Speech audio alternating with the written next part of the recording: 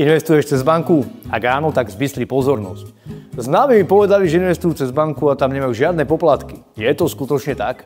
Pozrieme si teda najznámejšie bankové fondy. V najväčšej banke na Slovensku veľa ľudí investuje cez podielový fond maximalizácie výnosov.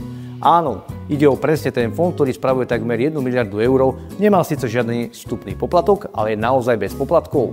Nie je, pretože má pomerne vysoký správcovský poplatok za správu vášho majetku vo výške 1,65% ročne. Tento poplatok je však pekne skrytý.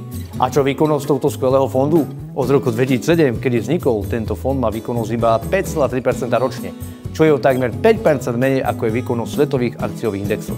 A čo známy fond najmodernejšej a najinovatívnejšej banky, dynamický fond Modrá planéta?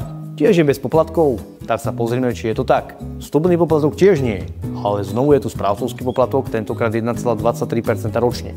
Fond má výkonnosť od marca 2019, kedy vznikol iba 4,58% za takmer 6 rokov, čo je o 5% nižší výnos ako výkonnosť svetových akciových indexov. A takto by sme mohli pokračovať s viacerými bankovými fondami, cez ktoré ľudia investujú. A to som ešte nerozobral daňové zaťaženie týchto fondov, keďže u väčšiny z nich sa platí daň z výnosu. Aj vy investujete cez tieto fondy? Ak áno, neváhajte nám napísať a môžeme pre vás pripraviť zaujímavé investičné riešenie na mieru. Ďakujeme za sledovanie, like a odber a nezabúdajte, peniaze je súčasť.